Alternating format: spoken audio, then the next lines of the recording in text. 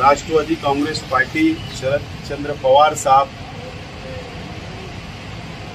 मैं राष्ट्रवादी कांग्रेस पार्टी का सदर अध्यक्ष और मेरे कार्यकारी अध्यक्ष एजाज भाई, शकील भाई और शाहिद रेशमवाला साहब और सेवा दल के रियाज अली साहब, सफीक बॉक्सर साहब, माइनॉरिटी के नदीम भाई फनी वाला, युवा के अज्जू लस्सन वाला, रॉकी हासिम भाई और हमारे मनमोहन सिवाड़े और हमारे इकलाक शाह, विजय सेल और अर्बन सेल, ऐसे तमाम ही पार्टी के सेल के पार्टी के ओहदेदारान की आज हम लोगों ने यहाँ पर गार्डन में एक अधिकृत बैठक बुलाई थी और तकरीबन 2 घंटा हमारी ये मीटिंग चली और मीटिंग के अंदर हमने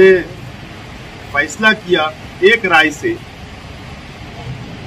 कि जो 2024 में महाराष्ट्र असेंबली के चुनाव होने जा रहे हैं, इस महाराष्ट्र असेंबली के चुनाव में और जो हमने शहर भर के कार्यकर्ताओं के साथ में जो मीटिंगें की, जो मैं खुद इंफरादी तौर पर हमारे सभी जिम्मेदारान से मुलाकात की, वर्करों से सलाह मशवरा किया और आज हमने अंतिम यानी आखिरी मीटिंग हमारे पद अधिकारियों की ओहदेदारान की ली और एक राय से हमने ये फैसला किया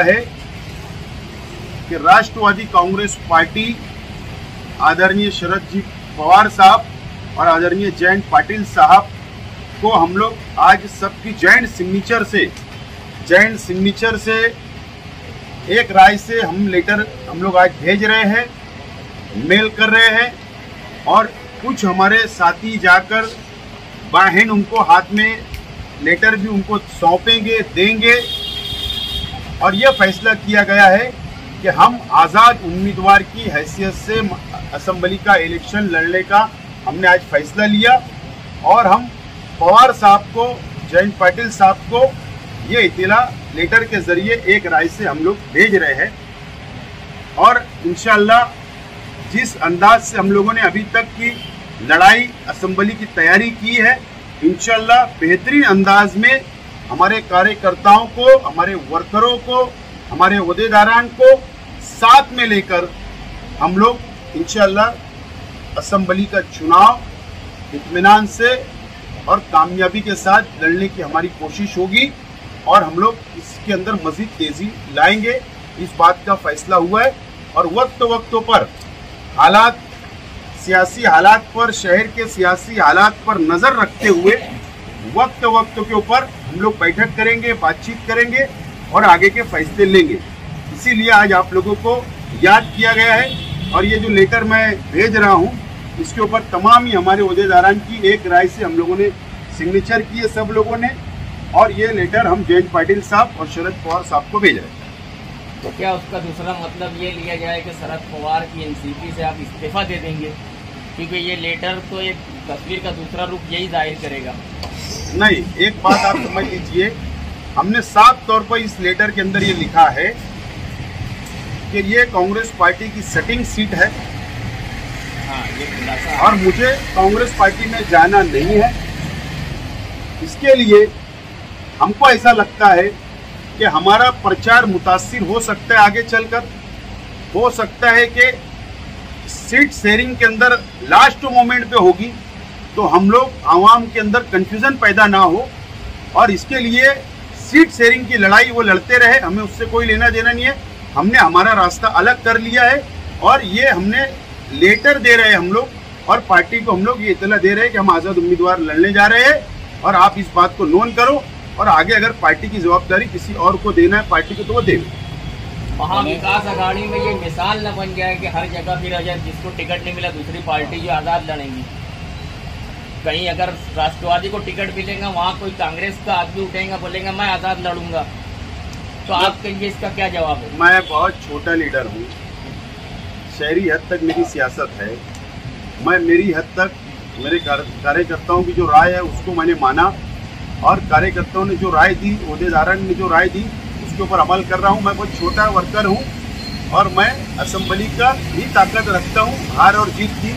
कभी हार भी सकता हूँ, जीत भी सकता हूँ, ये ताकत रखता हूँ, इसके लिए फैसला किया हूँ। अब रही महाराष्ट्र लेवल के ऊपर एक मिसाल बन जावे तो ये बड़े नेता है, वो लोग उसका फैसला करें, वो लोग उसके ऊपर कंट्रोल करें। आप पार्टी के खिलाफ जा रहे हैं, आप पार्टी के खिलाफ जा रहे हैं। मैं पार्टी के खिलाफ नहीं जा रहा हूँ।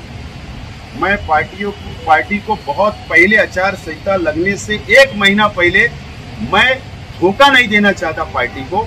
मैं हमारी राइटिंग की सिग्नेचर करके मैं लेटर दे रहा हूँ कि ये मेरा फैसला, मेरे कार्यकर्ताओं का फैसला हुआ है, पार्टी को कोई आजाद धोखा नहीं। उम्मीदवारी करना यानी पार्टी के खिलाफ जाना है। अगर आपके इस लेटर के बाद पार्टी ने आप पे कुछ कार्रवाई की तो फिर क्या है?